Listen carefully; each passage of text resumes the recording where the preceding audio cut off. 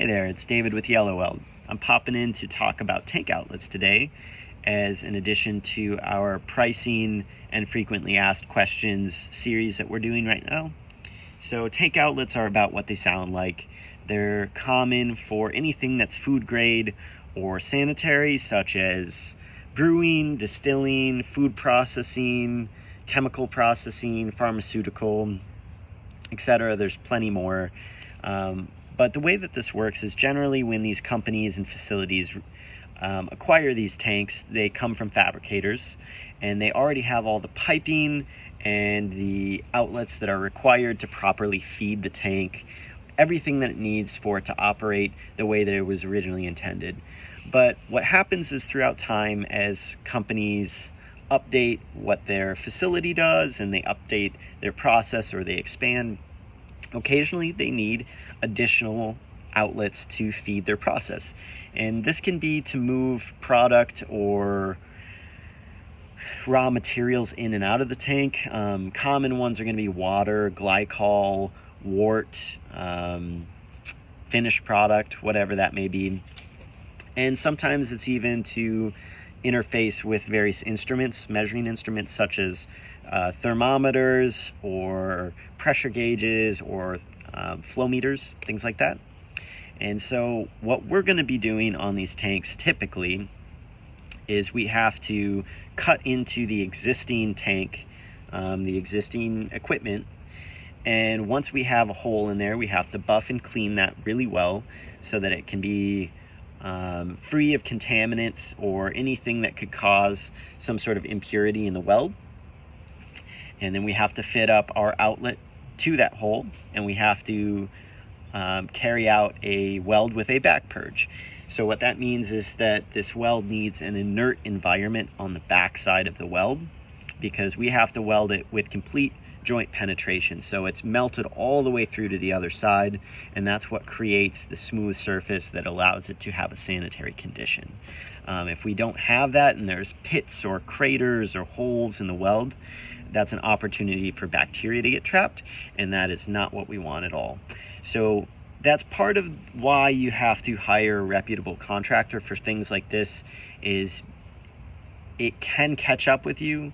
I've seen welds in facilities that are not done to a sanitary condition, and it seems like sometimes they don't have problems with it, but I think it is kind of a ticking time bomb, and when it becomes a problem, it can become a very big problem, and you can get people very sick, and you can get your entire facility shut down for an indefinite length of time, basically until they track down that bacteria that's been created to where it originated from. So they're going to tear apart your whole facility to try to find where this is coming from and where that issue is.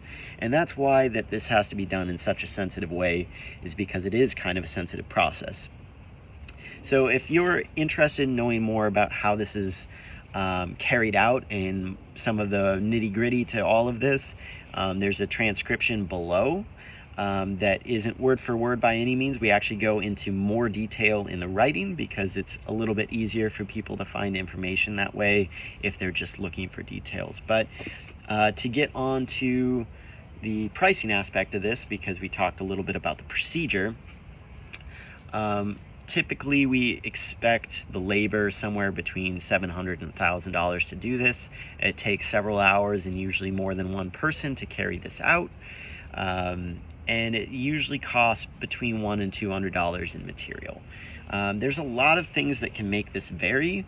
That is the typical range that we see. But as an example of some of the things that can vary the price, the cleanliness and readiness of the tank. If we show up to carry out these modifications and you've got it full of beer, that's going to be a problem. we're not able to do that. If it's dirty, if it just had beer and it hasn't been rinsed out, and then we have to wait for that to get cleaned, or we have to do it ourselves, that's going to be a problem. Accessibility, if you're putting an outlet on kind of a weird spot in the tank where it's very hard to get to or hard to work around, that can increase cost. Production scheduling, so if your tank is constantly in service and we need to come in the dead of night to to make that happen, we can absolutely do that, but it can affect the price for all kinds of reasons there. And then, one of the other ones to mention is whether or not we can make a localized purge area. So we try to do this whenever possible because it reduces costs and time. So if we can localize the area by making some sort of container so that we can fill up that area with an inert gas instead of the entire tank, it saves us a ton of time and it saves us a ton of argon, and argon is not super cheap. And so if we have to fill up the whole tank, it can be very costly and time consuming. And then the last one that I'll name on this video is going to be whether or not the tank is jacketed. So there's going to be, multiple layers of the tank that we're going to have to drill through or cut through in order to put the outlet in.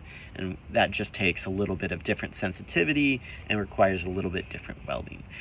So that's some basic information about this. Like any other job, there are going to be some other costs included that include, travel time, estimation, design, anything like that.